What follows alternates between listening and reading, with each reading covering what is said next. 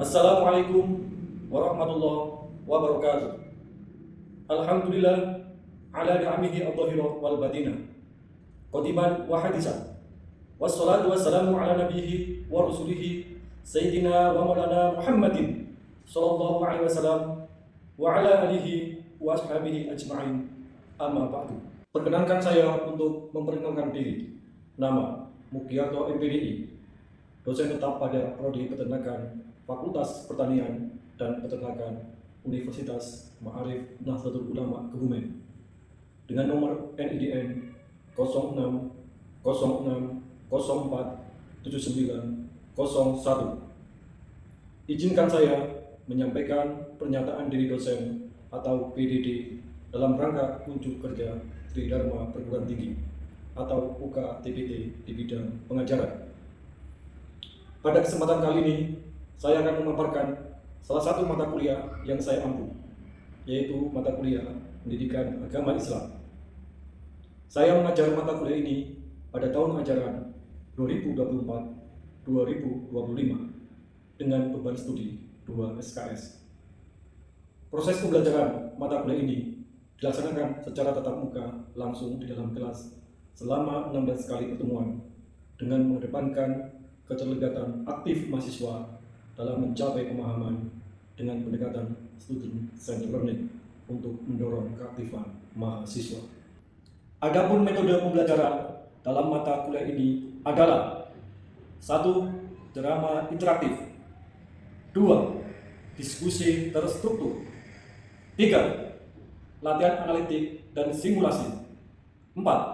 Penugasan proyek kolaboratif, 5. Presentasi dengan umpan balik. Capaian pembelajaran prodi pada mata kuliah ini meliputi 1. Beriman kepada Tuhan Yang Maha Esa serta mampu menampilkan sikap religius. 2. Menghormati nilai-nilai kemanusiaan saat melaksanakan tugas dengan berlandaskan agama, moral, dan etika. 3. Menjadi warga negara yang memiliki rasa bangga dan cinta terhadap tanah air dengan semangat nasionalisme serta tanggung jawab terhadap negara dan bangsa. 4. Menghormati keberagaman budaya, keyakinan agama, serta berbagai pandangan dan hasil pemikiran orisinil. 5. Memperkuat pemahaman dan penerapan nilai, norma, dan etika akademik secara mendalam. Adapun capaian pembelajaran mata kuliah atau CPMK antara lain: CPMK 1, menumbuhkan iman dan rasa takwa kepada Allah Subhanahu wa taala. CPMK 2, mengarahkan mahasiswa untuk membangun akhlak mulia seperti kejujuran, amanah, etos kerja tinggi, rasa tanggung jawab, dan kedisiplinan. CPMK 3, membimbing mahasiswa untuk mengembangkan pemikiran dan penalaran yang benar dan kritis dalam memahami berbagai masalah yang aktual dalam perspektif Islam. CPMK 4, memberikan kebebasan kepada individu maupun kelompok untuk menyampaikan pendapat disertai sikap penuh tanggung jawab. CPMK 5, menghidupkan nilai-nilai akhlak karimah dalam kehidupan sehari-hari, baik di ruang akademik, keluarga, maupun masyarakat luas. CPMK 6, memiliki kemampuan menjalin hubungan yang harmonis dan saling menghargai di tengah keberagaman. Selanjutnya, deskripsi singkat mata kuliah Pendidikan Agama Islam adalah memberikan bekal pemahaman mendalam kepada mahasiswa mengenai pentingnya pendidikan agama Islam di perguruan tinggi serta penerapan nilai iman, Islam, dan ihsan untuk membentuk pribadi yang utuh sesuai fondasi dalam hidup bermasyarakat. Untuk penilaian pada perkuliahan ini dilakukan secara objektif dan akuntabel, secara komprehensif yang meliputi beberapa aspek. 1. Kehadiran dan keaktifan mahasiswa 30%. Tugas 1, penyusunan makalah 20%. 3. Tugas 2, diskusi dan presentasi materi 20%. 4. UTS 15%. 5. UAS 15%. Untuk tahapan selanjutnya adalah marilah kita menyimak video pembelajaran pendidikan agama Islam sebagai tahapan proses sertifikasi. Silakan menyaksikan. Assalamualaikum warahmatullahi wabarakatuh. Waalaikumsalam warahmatullahi wabarakatuh. Bagaimana kabar teman-teman? Alhamdulillah pada siang hari ini kita bisa bertemu kembali dalam kuliah pendidikan agama Islam. Marilah sebelum kita mulai kita berdoa terlebih dahulu. Berdoa mulai. Bismillahirrahmanirrahim.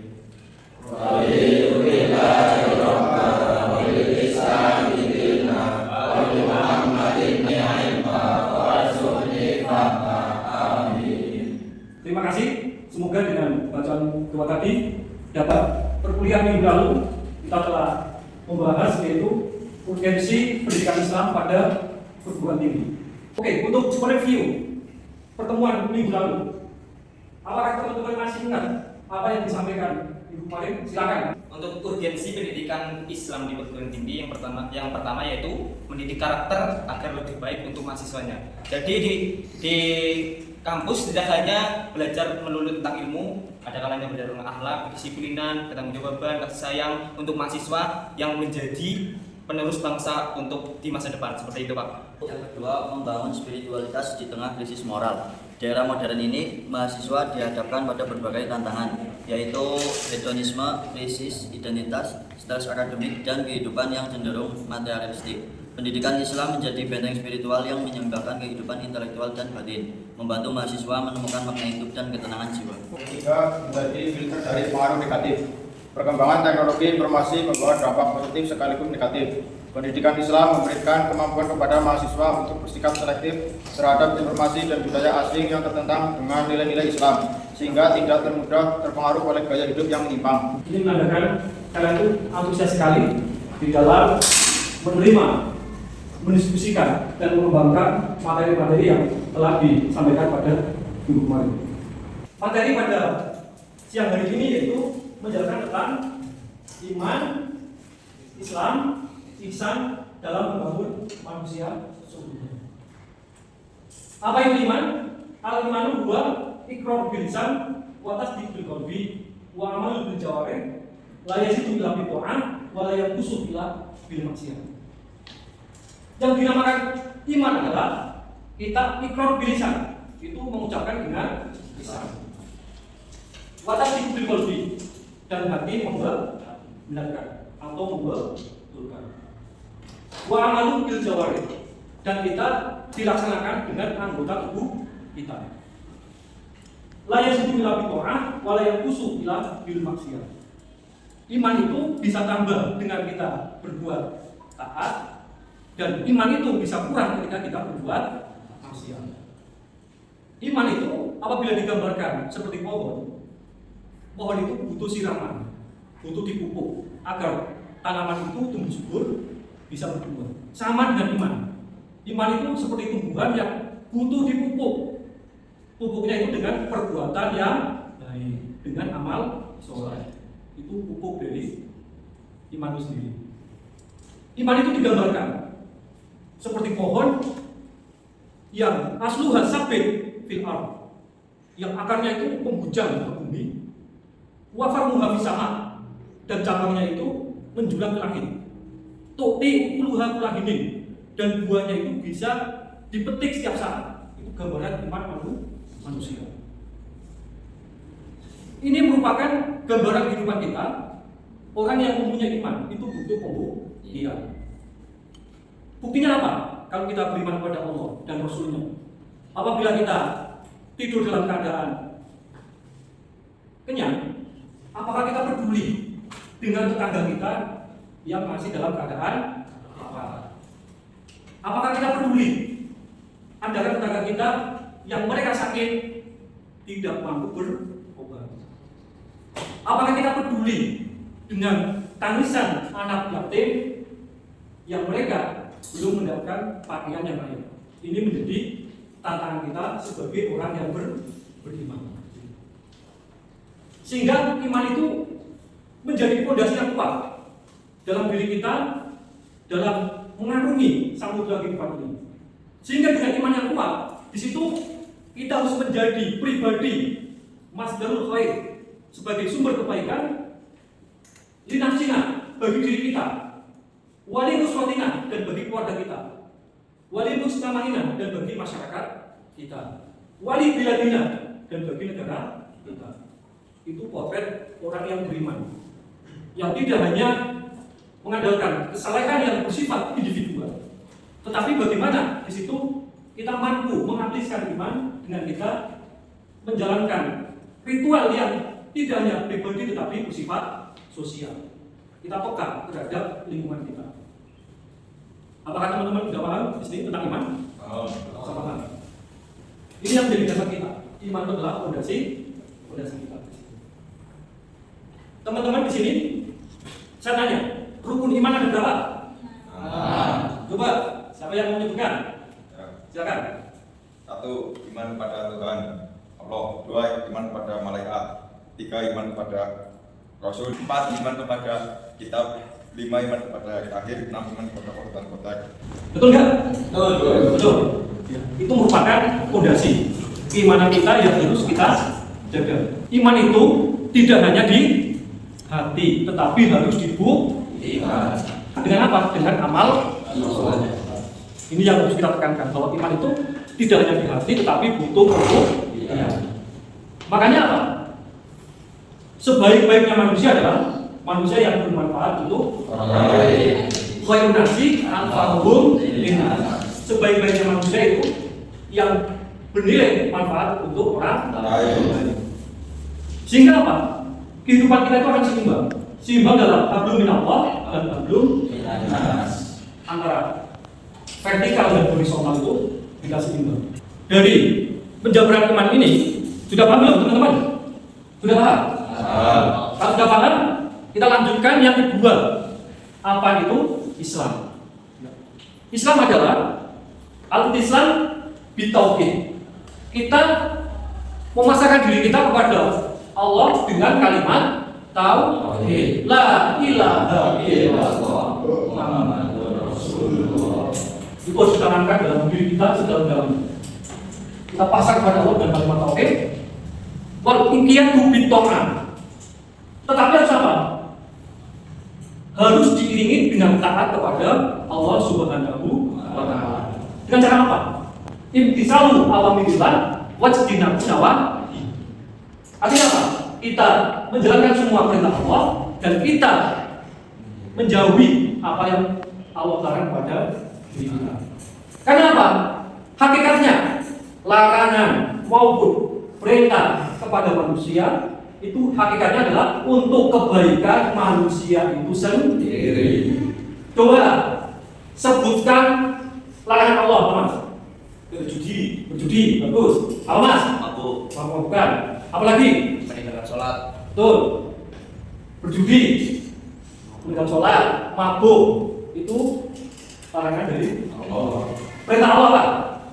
Menunaikan sholat, Ya, betul. Puasa betul. Menunaikan sholat, puasa, meninggalkan judi itu untuk kebaikan manusia. Hakikatnya larangan dan perintah Allah itu adalah untuk kebaikan manusia. Ibarat kita membeli mobil, kita membeli HP, kita membeli motor. Di situ ada buku petunjuk, dan buku petunjuk itu untuk kebaikan motor, HP, dan lain sebagainya. Ini sama. Ajaran agama diturunkan untuk kebaikan manusia. Contoh, kenapa sih manusia itu dilarang makan babi? Karena apa? Karena di dalam babi itu ada cacing pita yang berbahaya untuk manusia. Jadi di sini jelas bahwa perintah Allah untuk manusia, untuk kebaikan manusia itu sendiri. Sehingga apa? Ketika kita mematuhi semua perintah Allah, hidup kita akan tenang, hidup kita akan bahagia. Sehingga apa? Kita akan menjadi orang yang sa'idun fid dunya wa sa'idun fil akhirah. Kita akan menjadi orang yang bahagia, tidak hanya di dunia, tetapi bahagia di akhirat. Ketika kita menjalankan agama Islam dengan sebaik-baiknya. Bisa dipahami betul? Jadi Islam itu sangat universal yang tujuannya apa tadi? Untuk kemaslahatan manusia. Sehingga apa? Kita tahu zaman sekarang itu banyak bencana,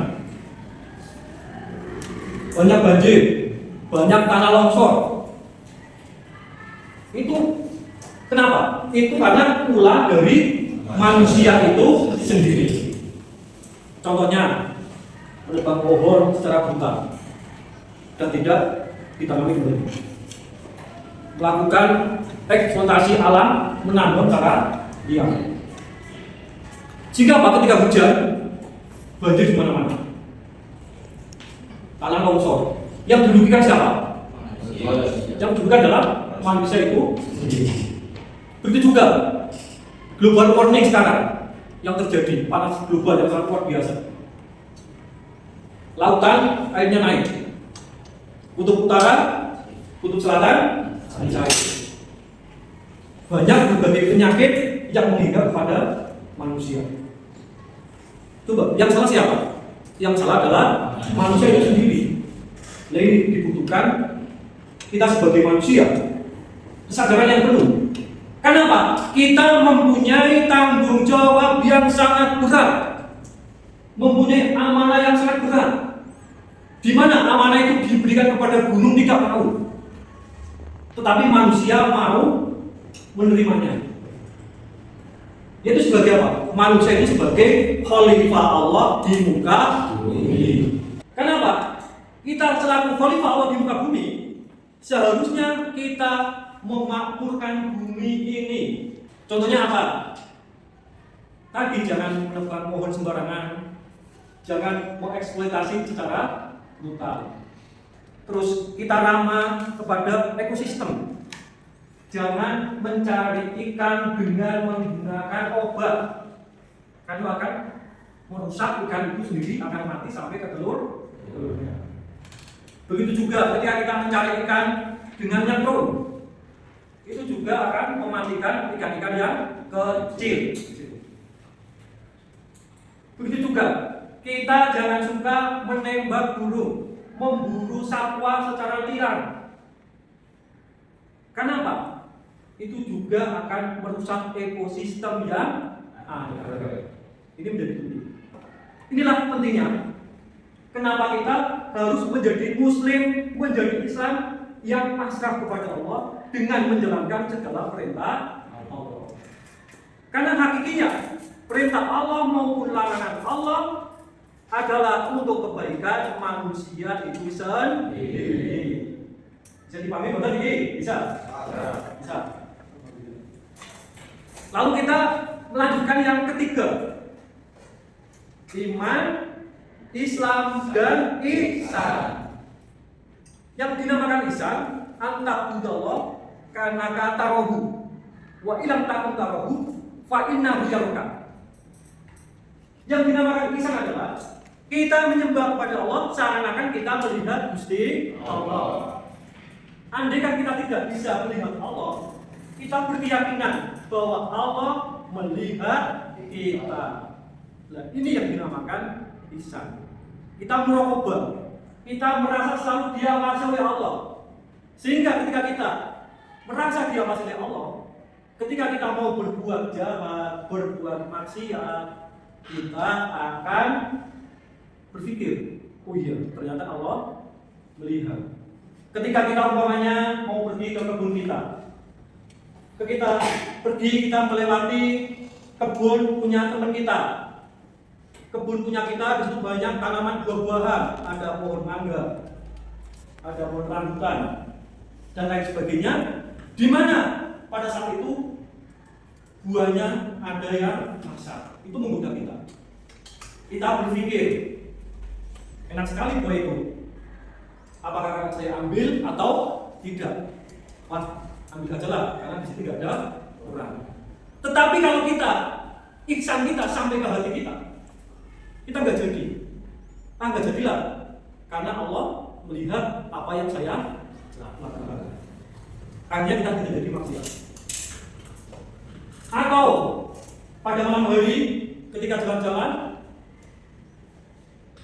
ada pintu rumah orang itu terbuka, dilihat nggak ada orang, di situ lihat ada HP.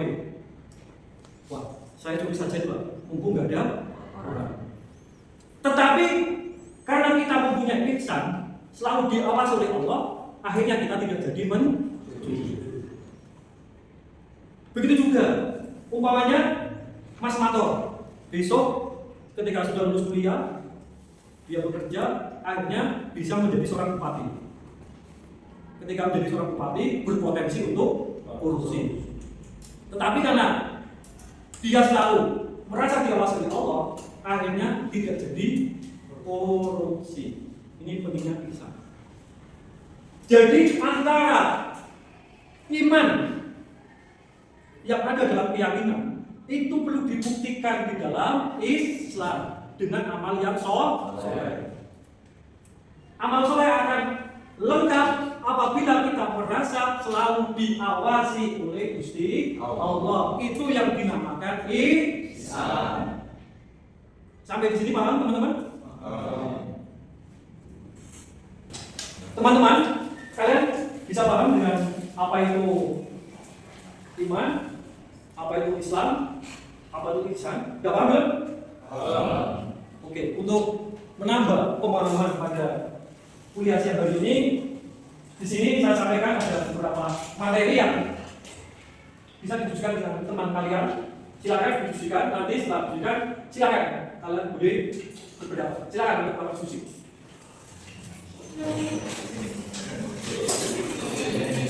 Cukup diskusinya? Cukup. Ya, untuk menambah pemahaman kita tentang iman, Islam, dan ihsan, silakan dari 9 pertanyaan tadi, siapa yang mau menjawab satu persatu? Silakan. Ya, silakan. Bagaimana peran iman, Islam, dan ihsan dalam membentuk karakter manusia sebetulnya menurut pandangan Islam? Iman, Islam, dan ihsan merupakan satu kesatuan ajaran yang membentuk manusia secara menyeluruh dari keyakinan, amal, dan spiritualitas. Iman menanamkan keyakinan kepada Allah sebagai dasar sikap batin. Islam mengatur perilaku lahiriah melalui syariat, sedangkan ihsan menyempurnakan amal dengan menghadirkan kesadaran bahwa Allah senantiasa mengawasi. Yang nomor 2, apa iman, Islam, dan ihsan harus berjalan seiringan dalam membentuk manusia yang sempurna menurut syariat dan akhlak. Karena ketiganya saling melengkapi dalam membentuk kepribadian utuh. Iman menuntun niat, Islam mengatur tata cara beribadah dan muamalah, sedangkan ihsan memurnikan kualitas amal dan keikhlasan. Manusia sempurna menurut Islam bukan hanya menjalankan syariat, tapi juga memiliki keyakinan dan kesadaran batin yang mendalam. Jika hanya menjalankan Islam tanpa iman dan ihsan, maka akan kering. Ketiganya wajib menyatu agar manusia tidak hanya baik secara sosial, tapi juga mulia di sisi Allah Subhanahu wa Ta'ala. Dan yang nomor 3 yaitu apa konsekuensi jika seseorang hanya menjalankan aspek Islam secara lahiriah tanpa diiringi iman dan ihsan. Menjalankan Islam secara lahiriah tanpa iman dan ihsan dapat melahirkan kemunafikan atau formalisme agama. Amal ibadahnya mungkin terlihat benar secara syariat, namun tidak diterima di sisi Allah karena tidak disertai keimanan dan keikhlasan. Orang seperti ini bisa kehilangan arah moral karena tidak memiliki fondasi batin yang kuat. Tanpa iman dan ihsan, Islam bisa berubah dari pedoman hidup menjadi sekedar rutinitas yang kosong nilainya. Jelaskan pengertian iman, Islam, dan ihsan serta hubungan ketiganya dalam membentuk pribadi yang utuh. Iman adalah keyakinan dalam hati terhadap rukun iman. Islam adalah kepatuhan lahiriah terhadap syariat melalui rukun Islam. Sedangkan ihsan adalah beribadah seolah-olah melihat Allah. Ketiganya berhubungan erat. Iman memberi fondasi spiritual, Islam menjadi wujud praktisnya, dan ihsan menyempurnakan kualitas ibadah dan amal. Seseorang baru menjadi pribadi utuh jika ketiganya menyatu dalam diri, berpikir benar, bertindak benar, dan berjiwa bersih. Bagaimana konsep ihsan dapat meningkatkan kualitas spiritual seseorang muslim dalam kehidupan sehari-hari? Konsep ihsan menghadirkan kesadaran ilahi atau muraqabah dalam setiap amal. Seseorang muslim yang memiliki ihsan tidak hanya melaksanakan ibadah secara formal, tetapi juga dengan kesungguhan dan keikhlasan, seolah-olah melihat Allah atau setidaknya merasa diawasinya. Dalam kehidupan sehari-hari, hal ini membuat seseorang muslim lebih jujur, amanah, dan menjadi maksiat karena merasa diawasi oleh Allah dalam segala kondisi. Ihsan menjadikan spiritualitas bukan hanya teori, tapi sikap hidup yang nyata. Jadi pertanyaan yang keenam yaitu mengapa iman menjadi fondasi utama dalam pembentukan kepribadian manusia dalam Islam. Jadi dari kata Islam sendiri yang kita tahu dari kata amanah yu'minu imanan yang artinya kita merasa aman baik dalam pikiran, perbuatan maupun dalam hati. Jadi dalam melakukan segala hal kita harus menyadari bahwasanya kita mempunyai iman yang mana dalam berbuat kita tidak mengkhawatirkan atau gelisah. Jadi benar-benar ikhlas karena Gusti Allah dari iman tersebut. Jadi manusia tanpa iman di sisi Allah tidak dinilai. Jadi iman sangat penting untuk menjalani kehidupan seperti itu, Pak. Cara nomor 7, berikan contoh bagaimana seseorang yang memiliki iman, Islam dan ihsan mampu memberikan pengaruh positif di lingkungan sosialnya. Seseorang yang memiliki iman akan memiliki integritas dan nilai moral. Yang menjalankan Islam akan menjadi pribadi disiplin dan bertanggung jawab. Yang memiliki ihsan akan menjalankan semua itu dengan ketulusan. Contohnya seorang guru yang tidak hanya mengajar tetapi juga membimbing dengan kasih sayang, menjadi teladan akhlak dan menyampaikan ilmu dengan niat ibadah. Dia tidak hanya mencerdaskan muridnya, tetapi juga membentuk karakter mereka melalui keteladanan. Kehadirannya menjadi rahmat bagi sekitar kita. Dalam konteks pendidikan, bagaimana perangkat iman, Islam dan ihsan dapat membentuk peserta didik menjadi manusia yang seimbang antara akal, jasmani dan rohani. Pendidikan yang menanamkan iman akan membentuk peserta didik yang memiliki orientasi hidup jelas dan nilai moral tinggi. Islam menanamkan tata nilai kehidupan sosial dan ibadah yang tertib, sedangkan ihsan menanamkan keikhlasan dan rasa tanggung jawab spiritual.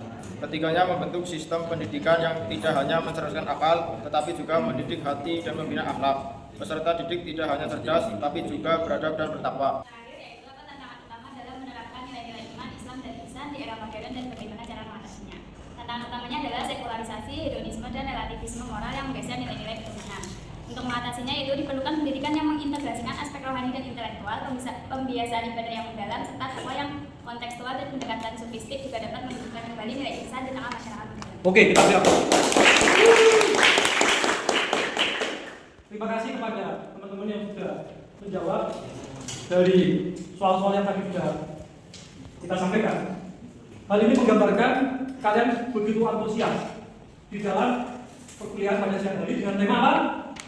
Iman, Islam, dan ihsan. Ketiganya itu menjadi trilogi, satu kesatuan yang saling terkait, yang tidak dapat dipisahkan dalam rangka apa? Membentuk manusia sempurna atau menjadi manusia paripurna atau menjadi manusia insan. Sebelum saya tutup pada kuliah siang hari ini, silakan apa yang kalian dapatkan pada perkuliahan hari ini? Silakan yang berpendapat. Ya, silakan Mas. Kesimpulan dari perkuliahan hari ini atau iman sebagai landasan spiritual membentuk kesadaran batin manusia. Iman merupakan fondasi utama dalam membentuk manusia yang utuh dari keyakinan dan spiritualitas. Keyakinan kepada Allah, malaikat, kitab, rasul, hari akhir, dan takdir bukan hanya sekedar doktrin, melainkan membentuk cara pandang manusia terhadap realitas hidup. Iman melahirkan keteguhan hati, optimisme, serta keterhubungan vertikal dengan Tuhan. Dalam konteks pendidikan karakter, iman menumbuhkan rasa tanggung jawab, amanah, dan ketakwaan yang menjadi dasar perilaku luhur. Tanpa iman, manusia cenderung menjadi rapuh, terombang-ambing oleh perubahan zaman dan kehilangan arah. Ya, satu lagi. Ya, silakan Mas, satu lagi. Islam sebagai sistem tata nilai dan perilaku membentuk manusia yang harmonis dalam kehidupan sosial. Islam secara syariat menuntun manusia agar menjalankan perintah-perintah lahiriah yang mengatur hubungan dengan sesama dan dengan Allah seperti sholat, puasa, zakat, dan haji. Pelaksanaan rukun Islam bukan hanya formalitas ritual, tetapi sebagai sarana intelektualisasi nilai etika sosial seperti kedisiplinan dari sholat, empati dan kepedulian dari zakat dan puasa, serta solidaritas dari haji. Dengan kata lain, Islam sebagai jalan hidup atau al-din yang menyusun tata nilai sosial yang memupuk manusia menjadi makhluk yang beradab, adil, dan bertanggung jawab. Dalam relasi sosial ini menunjukkan bahwa pembentukan manusia seutuhnya memerlukan kerangka praktik sosial yang berpijak pada ajaran Islam. Oke, sebelum saya tutup perkuliahan pada siang hari ini, seperti biasanya kalian bisa absen di kampus, bisa absen di kampus, dan untuk tugas nanti saya kirim di kampus. Silakan tugas tersebut dikerjakan, dan untuk pertemuan minggu depan tugas tersebut bisa dipresentasikan masing-masing. Siap? Siap. Ya, terima kasih atas perkuliahan pada siang hari ini.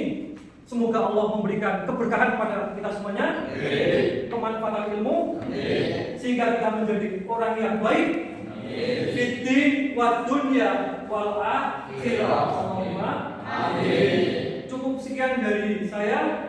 Wallahu muwaffiq ila aqwamit thoriq. Wassalamualaikum warahmatullahi wabarakatuh.